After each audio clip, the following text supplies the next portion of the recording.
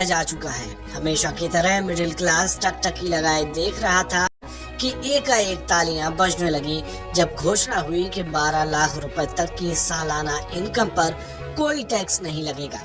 लेकिन budget speech में वित्त मंत्री ने 11 बड़े ऐलान भी किए हैं। क्या है ये ऐलान, आपको बताते हैं। पहला, 12 लाख तक की कमाई पर कोई इनकम टैक्स नहीं लगेगा।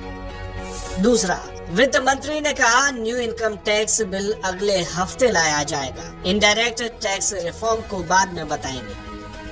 तीसरा, कैंसर की दवाएं सस्ती होंगी। पिछले 4 साल का IT रिटर्न एक साथ फाइल कर सकेंगे। चौथा, वरिष्ठ नागरिकों के लिए TDS की सीमा 50,000 से बढ़ाकर 1 लाख कर दी गई है। पांचवा, इनकम टैक्स फाइलिंग की सीमा को 2 साल से बढ़ाकर 4 साल कर दिया गया है। छठवां, अगले साल मसूर, तुअर जैसी दालों की पैदावार बढ़ाने के लिए फोकस रहेगा। सातवां, किसान क्रेडिट कार्ड पर कर्ज की लिमिट 3 लाख से बढ़ाकर 5 लाख होगी। आठवां, बिहार में मखाना बोर्ड बनेगा। इससे छोटे किसानों और व्यापारियों को फायदा होगा। छोटे उद्योगों को विशेष क्रेडिट कार्ड जारी होंगे। पहले साल में 10 लाख लोगों को कार्ड जारी किए जाएंगे। 10वां, MSME के लिए लोन गारंटी कवर 5 करोड़ से बढ़ाकर 10 करोड़ तक का कर दिया गया है। 1.5 लाख करोड़ तक का कर्ज मिल सकेगा।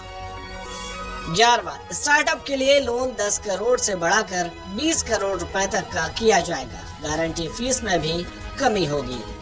हमारी फाइनेंस मिनिस्टर निर्मला सीतारमण जी ने एक बहुत ही जबरदस्त इस प्रकार का बजट पेश किया है। विशेष रूप से इसको हमारे मध्यम वर्ग के लिए ड्रीम बजट कहा जा सकता है। ऐसा बजट उन्होंने पेश किया है, इसलिए मैं उन्हें बहुत बहुत बधाई देता हूं।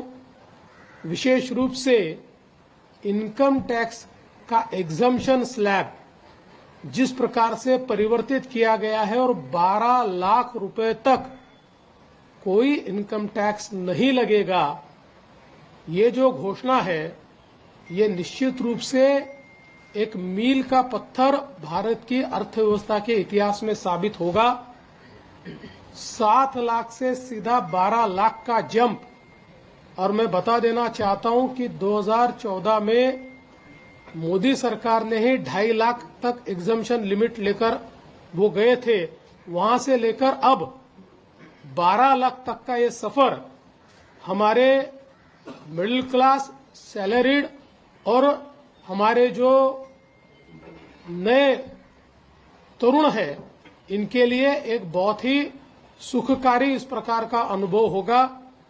इसके कारण एक डिस्पोजेबल इनकम एक बहुत बड़े तबके के हाथों में आएगी, जिसके कारण खरीद भी होगी, डिमांड भी बढ़ेगी, MSME को भी फायदा होगा, रोजगार की भी निर्मित होगी। तो एक प्रकार से इसका एक बड़ा अर्थव्यवस्था पर इफेक्ट हमको दिखाई देने वाला है।